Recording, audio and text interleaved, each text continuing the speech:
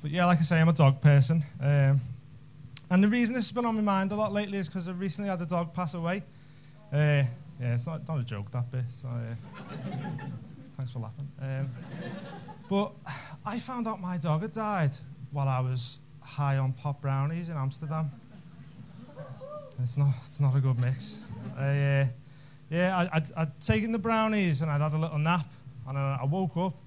I don't know if anyone in here has ever woken up higher than they were before they fell asleep. But I woke up feeling like Woody from Toy Story. But while Andy was in the room, I was just stuck to the bed with a stupid look on my face, just like.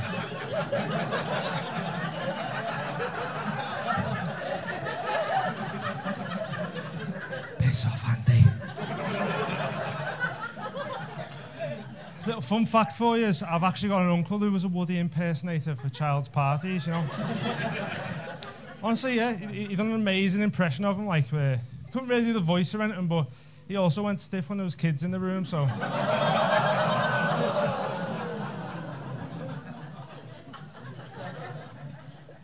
It's not my fault. So anyway, yeah, woke up from my nap, and it seemed like a great time for the universe to deliver the news that my dog had died, you know. Sound, isn't it, when you feel like you've got hooves for hands and you think the coffee machine's trying to kill you and that. So we, on hearing the news, we decided we'd spend the rest of our holiday getting really high, like really, really high. Like. And one of the things we done while we were heavily medicated was go to the Ripley Believe It or Not museum. I don't know if anyone's ever been, but it's basically just a museum filled with weird and wonderful things from around the world. It's pretty much a stoner's dream, you know. I don't know if anyone's ever been to a museum high on marijuana and mushrooms, but you get a little bit touchy-feely, you know. Like, all the concepts of law had dissolved from around me, and felt like I was one with the universe, and the exhibits were me, and I was the exhibits, and it was €15 a ticket, so I thought, fuck it, I'm getting handsy, so. And it was all going on all right until we got caught. And the reason we got caught was because one of the exhibits wasn't actually an exhibit.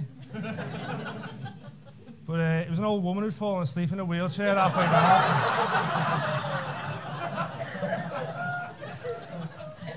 Probably would have got away with it if it didn't take a wig off for a selfie, like, but fucking hourglass.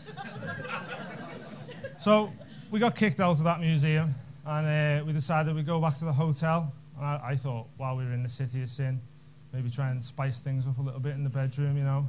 And so my girlfriend gave me a blowjob with a chili in her mouth. Don't think you meant to take the word spice so literal, you know. So that didn't work, so I thought, I know, in Amsterdam, pop the telly on. It's bound to be porn on somewhere, isn't it? Like, so, you know, it's better than trying to have sex with Hell's Kitchen on in the background. Like, last thing you need to hear while you're trying to get your freak on's Janelle crying over some burnt scallops and Gordon Ramsay calling me a fucking gremlin. So we ready ourselves on the bed, and I get the TV guide up looking for names of channels that could be construed as erotic, you know. Going through Slam TV. Maybe. No, it's just WWE reruns. Family 7. Oh, I hope not. No, it's all right. Dusk. Sounds sexy, Dusk, doesn't it? Now, I'm an internet porn kind of guy, you know. All the scenes start from the beginning. Sometimes you might even get a bit of a backstory as to why it took 3 fellas to fix Barbara's cooker. But, so, you know, I kind of expected the same from the telly. Like, thought we'd put it on, it'd start from the beginning. We could follow along like a sexy karaoke. We'd have a great time. But I was wrong. I was wrong and unprepared for what I was about to see. So I'll try and describe what I see into you. We ready ourselves, TV guide on, select Dusk, 2 men bumming. I'll rephrase that for you, aggressively bumming. Right. For a minute I thought I'd gone back to the wrestling. No. Different kind of wrestling. But, so, you know, I mean, I've got nothing against what they were doing, and like, they looked like they were having a boss time. Having a better time than I was, like. And,